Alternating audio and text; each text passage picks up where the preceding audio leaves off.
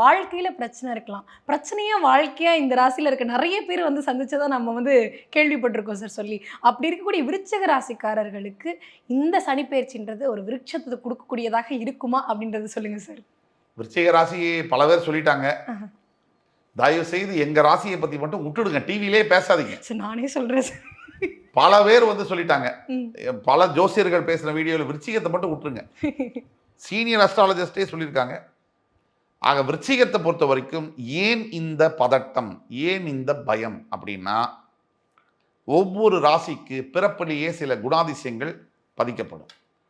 சந்திரன் mind, அந்த சந்திரன் விருச்சிகத்தில் நீச்சம் பெறுவார். நீச்சம்னா 0, நல்லிஃபை ஆகுது. மேத்தமேட்டிக்ஸில் நல்லிஃபைடுன்னு சொல்லுவோம். அப்போ எப்பவுமே சாதாரண விஷயம் கூட, சிம்மராசியை பார்த்தீங்கன்னா 3 லவ் ஃபெயிலியர் இருக்கும். பரவாயில்ல 4வது லவ் இப்போ தான் பண்ணுறேன் அப்படிம்பாரு. விருச்சிகத்துக்கு அப்படி இல்லை. இந்த முதல் லவ் இருக்கு இல்லையா, அதை நினைச்சு 46வது வயசுல வருத்தப்படுவாங்க. ஏன்னா விருச்சிக ராசி தனியா இருந்தாங்கனாலே பாஸ்டுக்குள்ள போயிடுவாங்க. அப்படியே ரீவைண்ட் பட்டன் அமைச்சிருவாங்க. 1994 ஆகஸ்ட் 8ஆம் தேதி இப்படி சொல்லிட்டானே அவன் அப்படிம்பாங்க.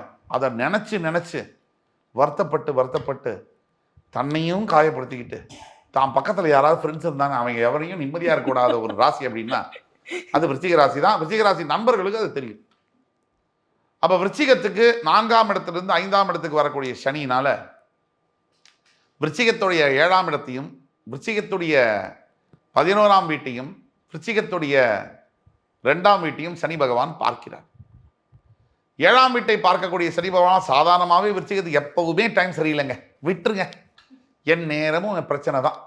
இந்த வடிவேல் சொல்ற எப்போ பாரு இவனுக்கு அடிச்சுக்கிட்டே இருப்பானுங்க, இதுதான் வேலை அப்படிங்கிற மாதிரி உடனே குடும்பத்தில் பிரச்சனை அது வரக்கூடிய வாய்ப்புகள் இருக்குன்னா, சாதாரணமாகவே உங்களுக்கு வந்து குடும்பத்தில் சில தொந்தரவுகள் இருக்க தான் செய்யும்.